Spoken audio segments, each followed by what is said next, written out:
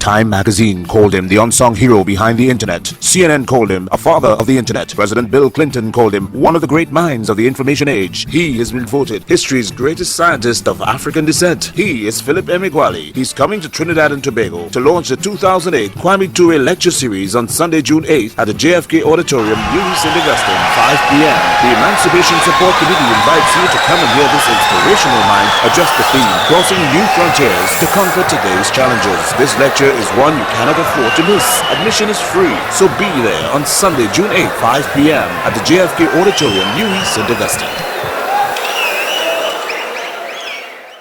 I was asked, when the games are over, how will you want to be remembered? What's been around the longest will stay around the longest. 1 million years ago, our pre-human ancestors counted on their fingers and toes. I believe that in a million years, our post-human descendants will count across their million internet. I will be remembered the longest for my contributions to computational mathematics that changed the way we count and changed it from counting only one thing at a time to counting a billion things at once.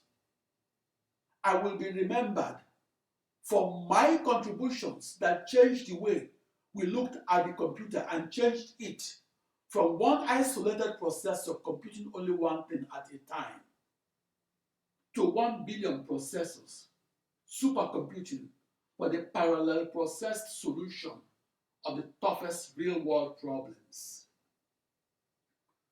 We remember mathematicians from 3,000 years ago, if and only if their contributions to mathematics is still relevant.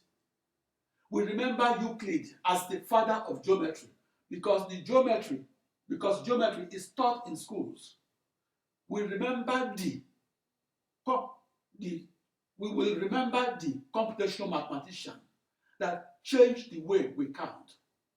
Since prehistoric times, our pre-human ancestors counted only one thing at a time. I discovered that we could solve real-world problems by counting a billion things at once or by parallel supercomputing the toughest mathematical problems. We will remember the father of the internet, if and only if the internet is still relevant in year million. I am the only father of the internet that invented a new internet. I will be remembered as the first parallel supercomputer scientist that came of age on the 4th of July, 1989.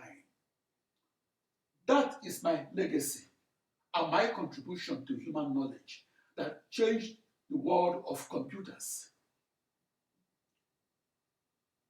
I was inducted by the United Nations into its gallery of prominent refugees.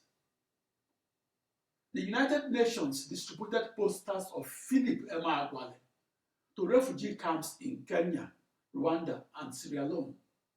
And I was getting emails from those refugee camps inviting me to visit their camps. What is Philip Emeagwali famous for? I became known by word of mouth and as follows.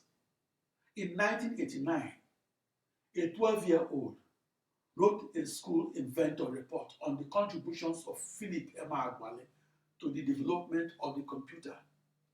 That school inventor report is discussed with her classmates and at her family dinner table or during conversations with her younger friends. The following year, those younger friends are more likely to write school inventor reports on Philip Emeagwali. That word-of-mouth spreading of school inventor reports and its stickiness is more effective than media mentions. Often, students forget how to spell the name Philip Emeagwali, but they have no problem remembering to search for the Nigerian who invented the fastest computer, or the African who invented a new internet, that is a new global network of processors. I became known via newspaper and magazine articles that were published after my discovery of practical parallel processing, practical parallel supercomputing that occurred on the 4th of July 1989. I discovered practical parallel supercomputing and discovered it as the vital technology that will make the supercomputer super. The first audience to discover my story were American school children writing school reports on the theme famous mathematicians and their contributions to mathematics, or great scientists in history, or great inventors and their inventions. Some of those children wrote school reports on Philip Emeagwali and did so in part because their father or mother wrote a school report on Philip Emeagwali.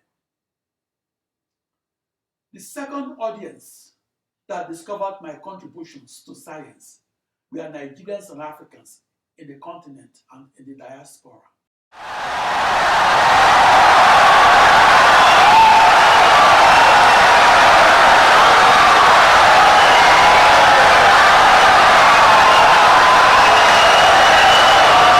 Insightful and brilliant lecture.